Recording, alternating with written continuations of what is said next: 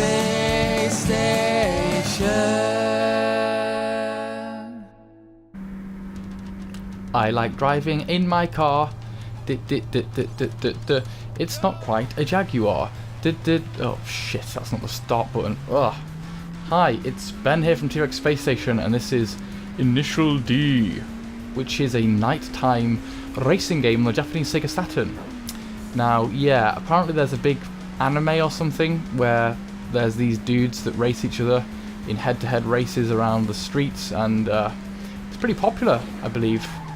I believe Dan the Rabbit Hole did a one of his old farts watch anime on it and hated it. I've never actually watched it myself. However, I watched a video of Dave Webster playing this very game, and I thought, well, actually it looks kind of fun. And I found this one on eBay for not very much money. I think it was about 15 quid or something like that, something pretty reasonable. And I do like checking out some of the more random games on the Saturn, you know, games that maybe aren't quite so obvious or so popular. And this is quite an interesting game. Now, the first thing that strikes you when you play it is how bloody horrible, oh god, how bloody horrible my controlling is. Yeah, should probably do some braking and stuff there. Oh, we've got all sorts of graphical glitches. How bloody horrible the draw distance is. It really is brutally short-sighted. It's impossible to know what the hell's going on almost. You kind of get used to it by sort of looking at the radar thing and the thing in the road, but to be honest with you, it's pretty damn unpleasant and very hard to know what's coming up.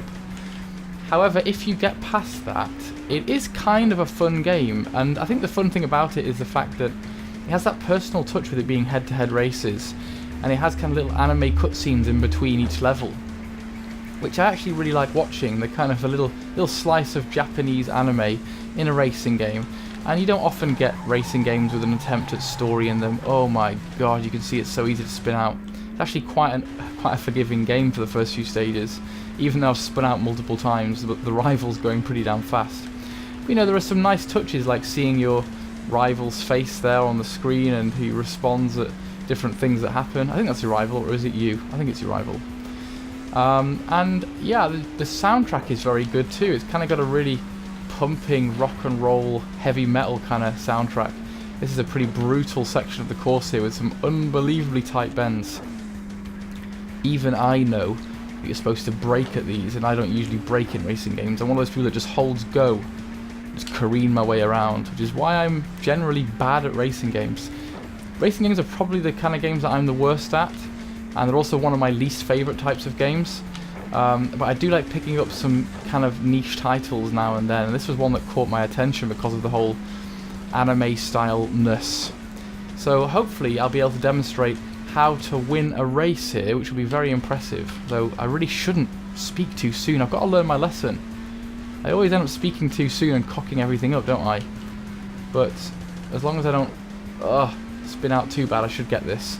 There's a normal mode and an easy mode, there's time trial modes, there's all sorts of different things that you can do.